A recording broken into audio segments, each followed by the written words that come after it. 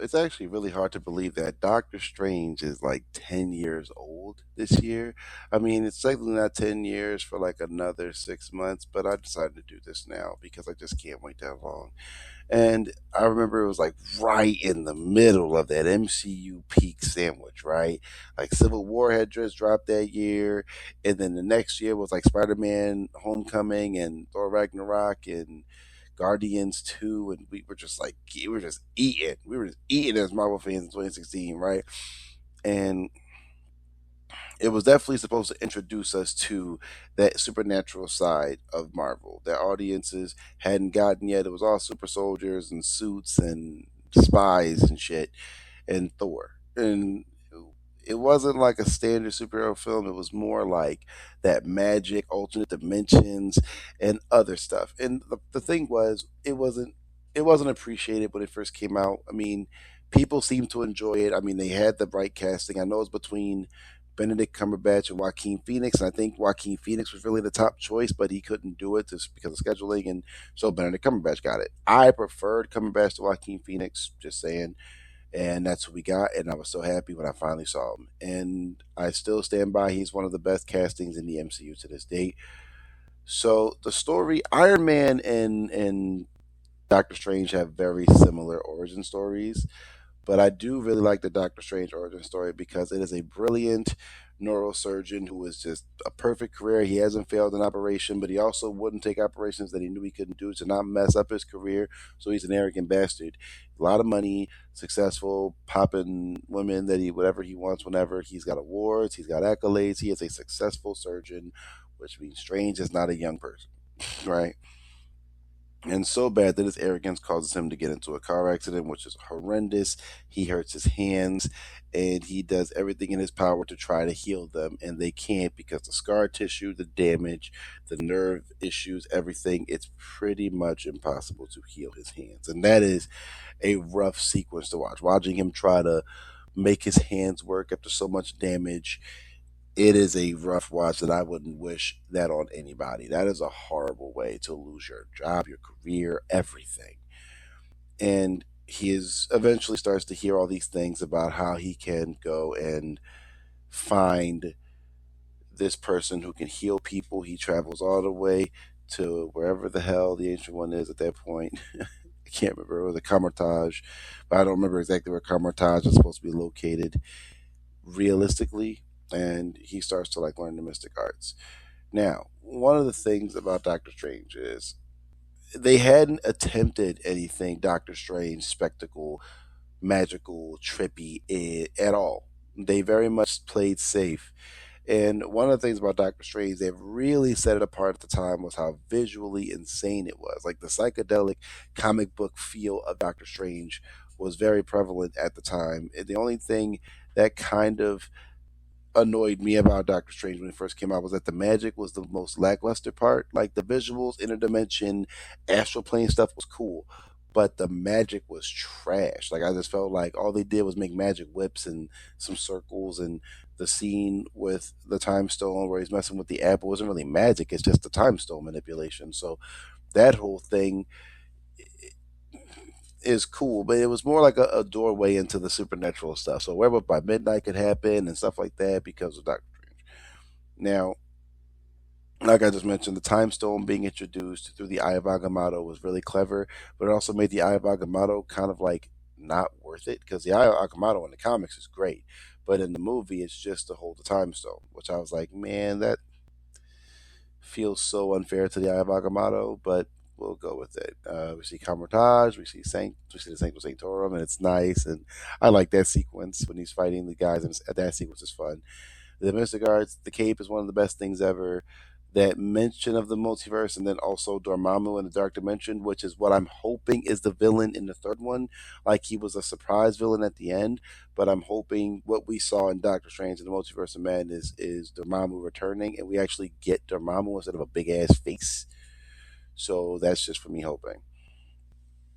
And Doctor Strange is actually important in going forward. Like he's important in Infinity War, No Way Home, the Multiverse of Madness that I just mentioned. Like he has so much going on. And honestly, after 10 years, I can't imagine anyone else being Doctor Strange after Cumberbatch. He just did it. Like he showed up, he did it.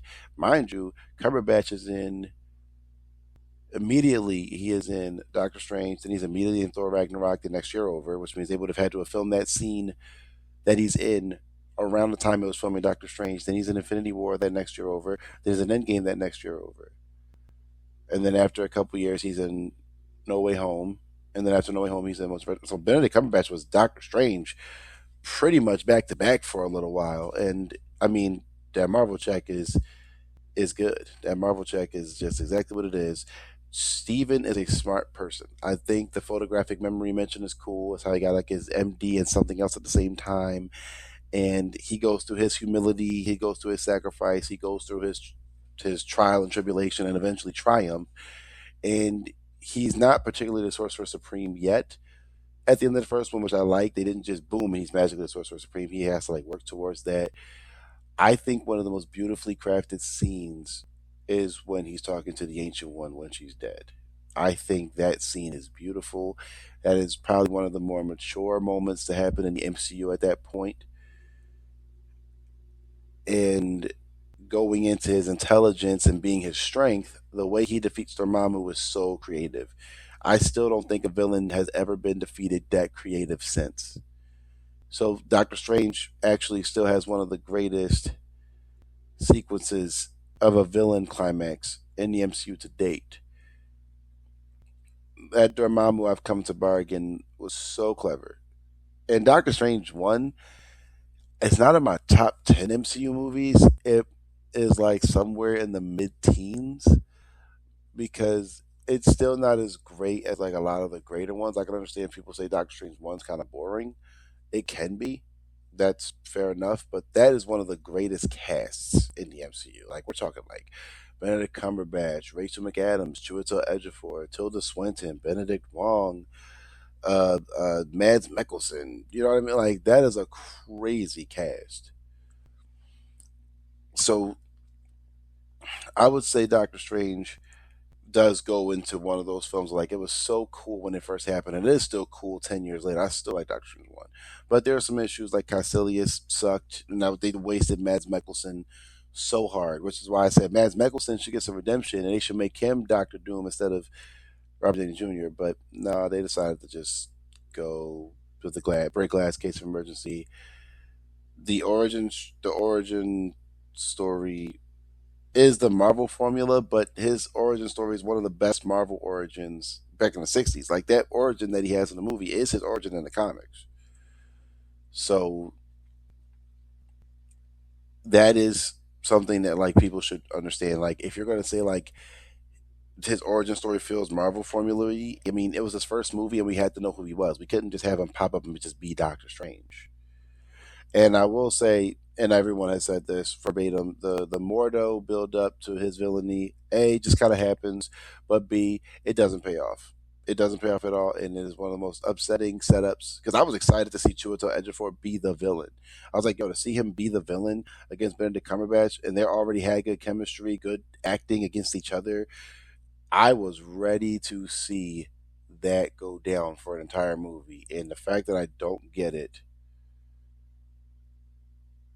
is that it just doesn't happen. They haven't addressed it. They probably never will.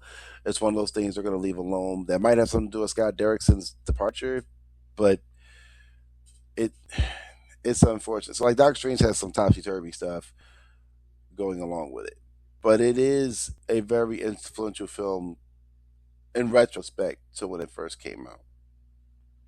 So I would say like Doctor Strange is one of Marvel's strongest origin stories for a fact.